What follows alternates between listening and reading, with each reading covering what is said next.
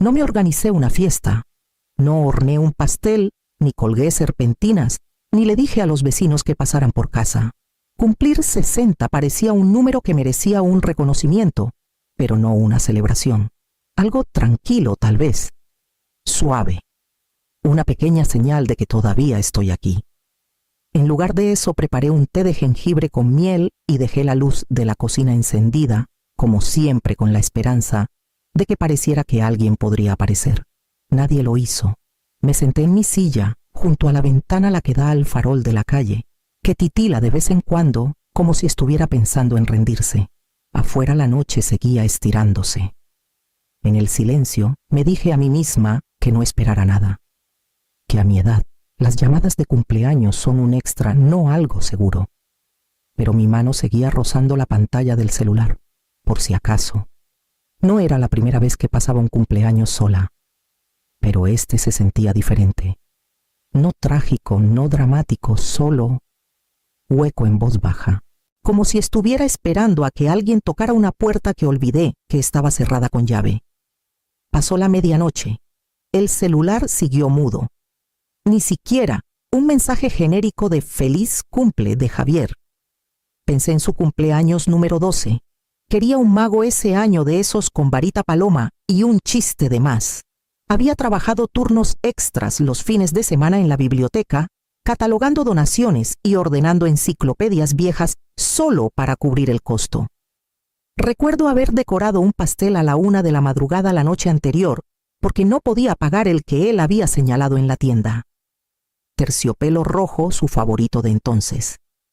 Le puse nueces trituradas encima y escribí su nombre con letras blancas torcidas. Dijo que era perfecto. Todavía creo que lo decía en serio.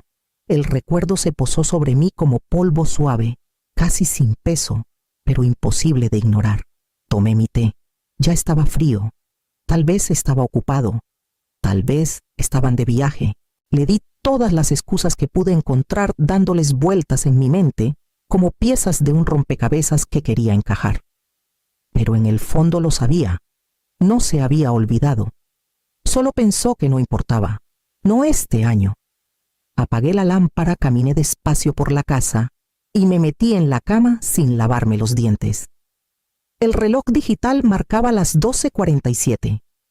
Miré el techo un rato con los brazos cruzados sobre el pecho, como si estuviera conteniendo algo que no quería que se derramara. No había enojo. Solo un dolor sordo que latía detrás de mis costillas, algo que aún no quería nombrar. Cerré los ojos y esperé la mañana. Una semana después, mientras enjuagaba los restos de café en el fregadero, mi celular vibró. El nombre de Javier parpadeó en la pantalla con un mensaje que empezaba con «Oye, mamá». Acababa de regar la maceta de albahaca en la ventana de la cocina cuando mi celular vibró otra vez.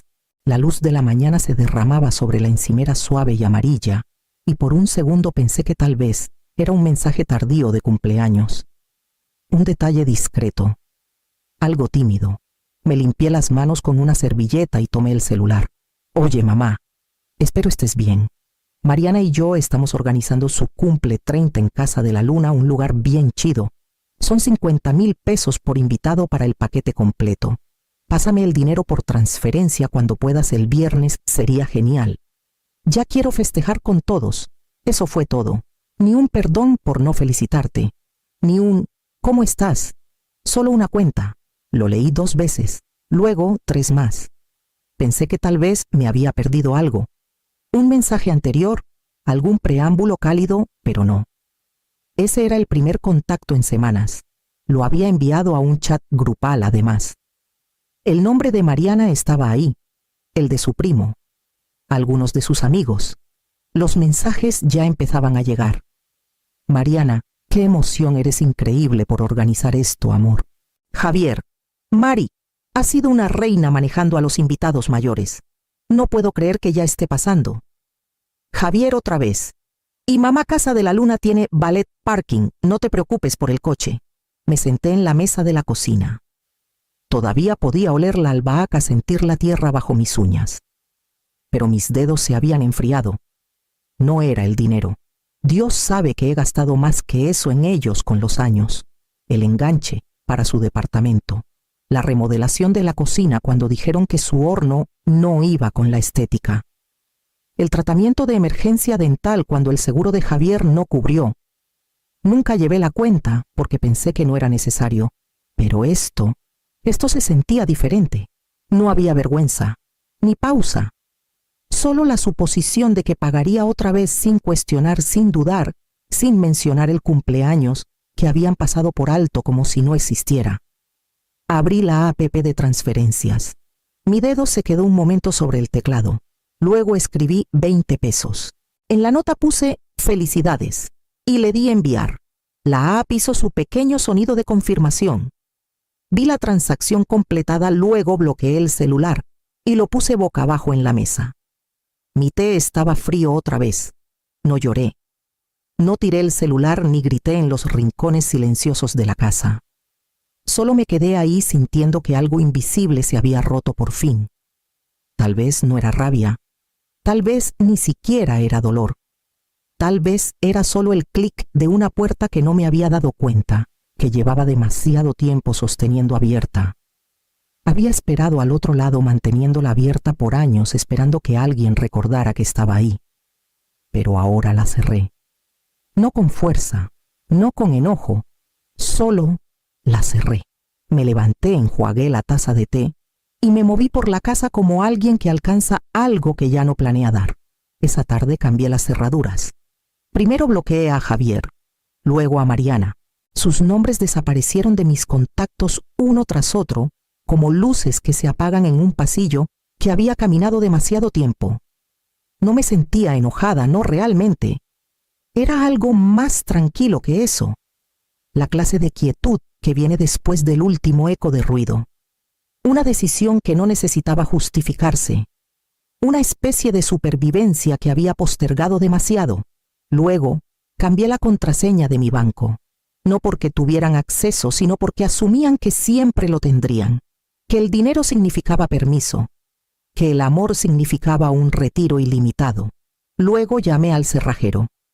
El hombre llegó esa tarde en una camioneta azul polvorienta con un golpe en el parachoques. Fue amable. No hizo preguntas. Solo se puso a trabajar mientras yo estaba en la puerta con los brazos cruzados, viendo cómo las cerraduras viejas caían una por una. Cada sonido de metal contra el suelo se sentía como una capa de piel que ya no necesitaba. Javier había tenido una llave desde la universidad. Al principio era solo para emergencias. Luego se volvió conveniencia. Regresaba de hacer mandados y encontraba el refri saqueado, los cojines del sofá, desacomodados zapatos en la entrada que no eran míos. Nunca pedía permiso.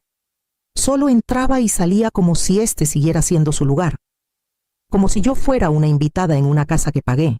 Una vez encontré a Mariana en el baño usando mi crema hidratante. «Perdón», dijo riendo. «Pensamos que no te importaría». Me dije que no era gran cosa. Así es la familia. Comparte espacio. Perdona pequeños excesos. Pero nunca se quedó en pequeño. Creció. Se expandieron. Hasta cada rincón de mi vida, hasta que mi propio silencio se convirtió en su invitación. Cuando el cerrajero terminó, las nuevas cerraduras eran firmes, modernas, silenciosas al girar. Pagué en efectivo. Me ofreció probarlas conmigo, pero le dije que no. Necesitaba hacerlo sola. Cuando se fue, me quedé en el porche con las llaves nuevas en la mano. El sol se había escondido detrás de la cerca. Mi sombra se estiraba larga sobre la banqueta casi desconocida. Me di la vuelta, entré y cerré la puerta con un clic firme. Y por primera vez en años lo sentí, ese respiro suave del espacio, el que no reconoces hasta que finalmente estás en él. Caminé por la sala, toqué el respaldo del sofá donde Javier solía sentarse con los zapatos puestos. Toqué la encimera de la cocina donde Mariana una vez derramó vino y se rió diciendo que le daba carácter al azulejo. Lo toqué todo, no como si estuviera de luto, sino como si estuviera recuperando. Abrí la ventana de mi cuarto. La brisa entró lentamente levantando la esquina de la cortina. Me acosté y dejé que el silencio se extendiera a mi alrededor, no pesado, no vacío, solo honesto. Mi cuerpo se hundió en el colchón como si hubiera estado cargando el peso de alguien más por demasiado tiempo. El celular se quedó apagado. las luces tenues. Mis manos no temblaron, mi pecho no dolió. Y cuando finalmente me dormí, fue sin revisar notificaciones. 2 mañanas después, desperté con el sonido de unos golpes firmes en mi puerta. Los golpes fueron secos, decididos 3 toques uniformes contra la madera que no eran de vecinos ni de repartidores. Me quedé helada en el pasillo todavía sosteniendo la taza que aún no había llenado de café.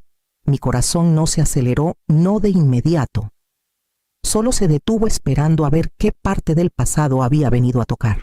Me acerqué a la ventana lateral, aparté la cortina lo justo para mirar. 2 policías estaban en la entrada, uno mayor de hombros anchos, brazos cruzados. El otro más joven, con una libreta en la mano, los ojos ya escaneando el porche, como si estuviera leyendo pistas en el silencio. Abrí la puerta a medias. «Señora», dijo el mayor, «¿es usted Elena Vargas?» Asentí manteniendo la puerta entre nosotros. «Recibimos un reporte de persona desaparecida presentado por su hijo», continuó. Afirmó que no ha podido contactarla, que podría estar en peligro o inestable mentalmente. «¿Todo está bien?» Las palabras cayeron en algún lugar entre lo absurdo y lo quirúrgico. No porque fueran ruidosas, sino porque eran precisas, escogidas. No respondí de inmediato. Miré más allá de ellos hacia la banqueta, medio esperando ver el coche de Javier estacionado en la acera. No estaba. Solo los policías. Solo una preocupación prestada forzada oficial. «Estoy bien», dije en voz baja. Solo lo bloqueé. «¿Lo bloqueó?», preguntó el más joven. «Sí, en el celular, correo. Cambié las cerraduras, cambié de opinión sobre estar disponible». Se miraron entre sí. El oficial mayor ladeó la cabeza ligeramente. «¿Le importa mostrarnos que está bien? No tomará mucho tiempo». Me hice a un lado y los dejé pasar. La sala estaba limpia, las cortinas abiertas, la taza aún en mi mano. Nada desordenado, nada caótico, nada que respaldara lo que Javier había intentado sugerir. Tomé mi laptop de la mesa auxiliar, la abrí y les mostré mi calendario: 5 reuniones por Zoom en los últimos 2 días. Luego, el recibo de la compra del supermercado del día anterior aún en la encimera. Un cuaderno con las entradas de mi diario de esa semana, cada página ordenada y fechada. Incluso señalé la sopa de jitomate que se enfriaba en la estufa aún humeante en la olla. «No estoy inestable», dije. «Solo estoy harta». El policía más joven se suavizó. Me miró más tiempo que el mayor, como si hubiera visto esto antes. O vivido algo parecido. «No puedo hablar de su familia», dijo lentamente. «Pero si esto sigue, si vuelven a aparecer aquí, o siguen haciendo denuncias falsas, tal vez quiera considerar una orden de restricción». El oficial mayor asintió una vez, sin argumentos, sin amenazas. Solo un papeleo silencioso guardado de nuevo en el bolsillo del abrigo. «Agradezco su tiempo», dije acompañándolos a la puerta. «De verdad». Salieron. No cerré la puerta de inmediato. Esperé hasta que llegaron a su coche, hasta que el sonido de la grava crujiendo bajo sus botas se desvaneció y el motor se alejó por la calle. Cuando cerré la puerta esta vez, la aseguré sin dudar. Luego caminé a la cocina, serví mi café y me quedé junto a la ventana sosteniendo el calor con ambas manos. La habitación estaba tranquila, sin alarmas, sin preguntas. Pero en lo profundo de mi pecho, algo afilado y tácito había comenzado a reacomodarse. Esa noche apagué el celular por completo. A la mañana siguiente, mi banco me envió una notificación sobre actividad sospechosa en mi cuenta. El sobre era delgado, sin importancia aparente, solo otro correo entre un folleto de cupones y un volante de caridad. Lo abrí sin pensar, parada en la encimera de la cocina con mi café enfriándose a un lado. El membrete era de la compañía hipotecaria. La propiedad listada no era mía. No en el sentido que importaba de todos modos. Solicitud de consentimiento. Revisión de refinanciamiento. Calle del Refugio 1175. Esa era su casa. La de Javier y Mariana, una colonial de 2 pisos, con gabinetes personalizados, encimeras de cuarzo y un asador en el patio trasero, que usaron tal vez 2 veces. La casa que había cofirmado hace 6 años cuando Javier llamó a medianoche con la voz rota por el pánico, diciendo que lo perderían todo si no cerraban el trato por la mañana. No te lo pediría, dijo. Hemos agotado todas las opciones. Recuerdo estar sentada en la cama con el teléfono inalámbrico pegado al oído, mirando el techo oscuro, mientras me contaba que los estaban desalojando de su renta y que Mariana tenía demasiada vergüenza para decírselo a sus padres. Conduje al otro lado de la ciudad en pantuflas, firmé donde me pidieron y regresé a casa antes de que saliera el sol. Ni siquiera me había lavado los dientes. La carta en mi mano pedía consentimiento para refinanciar. No habían llamado, no habían preguntado. Solo siguieron adelante asumiendo que diría que sí como siempre. Doblé el papel con cuidado, lo puse en la mesa y tomé mi celular. Laura Guzmán contestó al tercer timbre. Elena, dijo, ¿quién está tratando de pasarse de listo contigo esta vez? Le expliqué todo despacio y con calma. No me interrumpió, solo me dijo que escaneara la carta y la enviara de inmediato. Tendré al banco congelando la acción antes del mediodía, dijo. Y pediré un reporte completo de todos los gravámenes y obligaciones compartidas. Si estás en algo más, lo encontraremos. Después de colgar me quedé quieta un buen rato. La luz de la mañana era más brillante, ahora demasiado brillante. Aparté la carta y tomé una libreta. En la primera línea escribí cofirma hipoteca $6,000. Luego seguí escribiendo. El préstamo puente para los estudios de Mariana. El coche de segunda mano para Javier cuando su crédito era demasiado bajo. La factura dental de emergencia. El baby shower para un niño que no he visto desde que cumplió 3. Escribí hasta que me dolió la muñeca, hasta que los números dejaron de sentirse como generosidad y comenzaron a verse como evidencia. Cuando la lista llegó al final de la página, algo dentro de mí cambió. No hacia el enojo, no hacia el arrepentimiento, solo hacia la claridad. Volteé la página y tracé una línea recta por el centro. Columna izquierda, dado. Columna derecha, devuelto. Luego tomé el bolígrafo otra vez y comencé a sumar lo que había regresado. El balance fue más fácil de calcular de lo que esperaba. A la mañana siguiente, le envié a Laura un correo con una solicitud simple. Ayúdame a auditar cada contribución financiera que he hecho al hogar de mi hijo en la última década. Tomó 3 días recopilar todo. Me senté con recibos, correos, estados de cuenta antiguos, notas garabateadas en los márgenes de agendas. La oficina de Laura verificó todo, organizando los números por categoría, fecha y tipo de transacción. La hoja de cálculo se extendía por 4 pestañas, ordenada e indiscutible. Regalos de boda, $160,000. Brecha de colegiatura de Javier, $720,000. Facturas médicas de Mariana tras el aborto, $350,000. Sube usado tras el tercer despido de Javier, $286,000. Enganche de la casa, $1,240,000. Gastos prestados misceláneos, $1,060,000. Total, $3,816,000. En la parte superior de la pestaña final escribí contribuciones familiares detalladas. Lo quiero de vuelta. Adjunté el archivo a un mensaje en el mismo chat grupal que Javier había usado para enviar su solicitud de $50,000 semanas atrás. Luego le di enviar y dejé el celular. No tomó mucho tiempo. Javier, ¿es en serio nos estás destruyendo? Mariana, estás amargada y loca. ¿Qué clase de madre cuenta cada centavo? No respondí. No expliqué, ni defendí, ni suavicé los bordes. Había pasado demasiados años traduciendo amor en préstamos, creyendo que el silencio era gracia. Pero el silencio solo me había hecho útil, no valorada. Cerré la app, reenvié la hoja de cálculo a Laura y le pedí que preparara documentos para retirar formalmente mi propiedad de la casa de Calle del Refugio. Si no podían comprar mi parte, le dije que quería proceder con una venta forzada. Respondió en 1 hora. Entendido. Enviaremos la notificación el lunes. Me senté en la mesa de la cocina, la casa silenciosa y limpia a mi alrededor, y vi la luz tardía deslizarse por el suelo. Por una vez, no me sentí cruel. Me sentí precisa. A la mañana siguiente, la oficina de Laura envió la notificación legal a Javier y Mariana. La casa salió al mercado en 2 semanas tras la notificación. Una venta rápida por debajo del valor. Laura dijo que estaban desesperados por moverse rápido.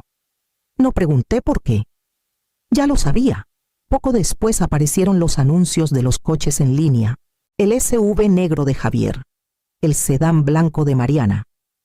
Incluso el collar que le di por su 5º aniversario apareció en un sitio de consignación. El de zafiro, que una vez dijo que la hacía sentir como reina. El dinero llegó lentamente. Primero 10,000 pesos. Luego 5,000 más. Luego 4,000. Una cadena de transferencias separadas por semanas, cada una más silenciosa que la anterior. Sin notas, sin explicaciones. Solo cantidades frías y deliberadas. No respondí. 19,000 pesos. Mucho menos de lo que di, pero mucho más de lo que esperaba recuperar. Suficiente para un reinicio. Suficiente para aire limpio, puertas cerradas y un futuro sin cargas de obligación. Luego llegó el último mensaje de Javier. Espero estés feliz. Mamá está durmiendo en una casa rodante ahora. Lo leí una vez. Solo la vista previa. No abrí el mensaje completo. Lo borré sin dudar, sin enojo, sin siquiera curiosidad. En algún lugar de la ciudad se estaban desmoronando. Tal vez él dormía en un sofá. Tal vez Mariana estaba vendiendo más de lo que solían presumir en las fiestas. Tal vez su suegra también los había cortado. No lo sabía. No quería saberlo. Me puse los zapatos y caminé hasta el lago detrás de mi colonia, donde el agua siempre refleja el cielo con una quietud perfecta. Los patos rozaban la superficie. El viento se movía con facilidad entre los árboles. Me senté en la banca frente al agua con las manos metidas en las mangas y dejé que el silencio me envolviera como algo ganado. Esa noche, al doblar la colcha y preparar la cama, mi celular vibró con un número que no reconocí. Lo dejé sonar hasta que paró. Habían pasado casi 4 meses. Estaba en el extremo de la bolera esperando a que una compañera de trabajo regresara con las bebidas cuando lo vi. Javier estaba 2 pistas más allá, un poco encorvado, entrecerrando los ojos hacia los bolos. Su cabello había encanecido en las sienes. Sus hombros caían de una manera que no reconocía. Falló el primer tiro, la bola desviándose directo a la canaleta. Se dio la vuelta, me vio y se quedó helado. Por un segundo ninguno de los dos se movió. Luego caminó hacia mí, lento, cuidadoso. Cuando llegó no habló de inmediato. Miró la pista junto a la mía, luego a mí. No vine por dinero, dijo finalmente. Solo quería que supieras que lo lamento. Asentí una vez. No porque lo perdonara, sino porque lo escuché. Realmente lo escuché. No había explicaciones, ni disculpas envueltas en excusas. Solo una frase ofrecida como un último gesto. No hablé. No quedaba nada que explicar. Nos sentamos en silencio un rato, lado a lado, en la banca de plástico, 2 personas que alguna vez compartieron todo, pero ahora solo compartían este momento. Tras su siguiente turno, regresó, extendió la mano. Temblaba ligeramente. La tomé y la estreché firme, breve. No había calidez en ello, pero tampoco enojo. Solo reconocimiento. Luego me levanté, le agradecí en voz baja y caminé hacia la salida mientras mi compañera gritaba riendo sobre cómo había perdido su turno. Detrás de mí no miré atrás. Esa noche, de pie frente al closet del pasillo, mis dedos rozaron el borde de una caja que no había abierto en años.